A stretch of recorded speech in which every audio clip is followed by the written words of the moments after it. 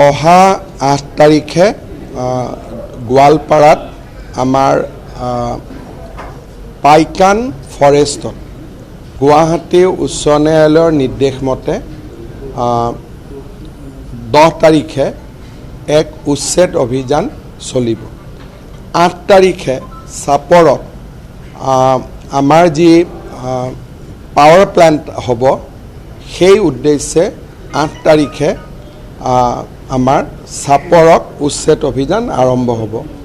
কিন্তু চাপৰত উচ্ছেদ কৰাৰ আগতেই প্ৰায়বিলাক ৰাইজ আঁতৰি গৈছে আৰু যিসকল লোকক তাত মেডিপট্টাৰ মাটি আছিলে বা চৰকাৰৰ আবল্টিত মাটি আছিলে তেওঁলোকক চৰকাৰী আইন অনুসৰি ক্ষতিপূৰণৰ ব্যৱস্থা কৰা হৈছে, যিসকল দখলদাৰ নহয়, যাৰ নিজৰ মাটি আছে।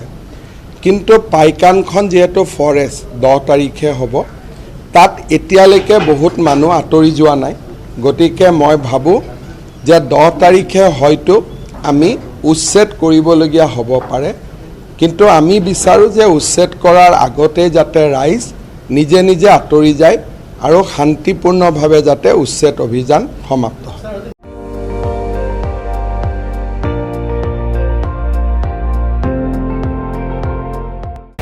আপুনি চাই আছে ND24, সৰ্বশ্ৰেষ্ঠ নহয় সৰ্বোত্তমৰ দৌৰ।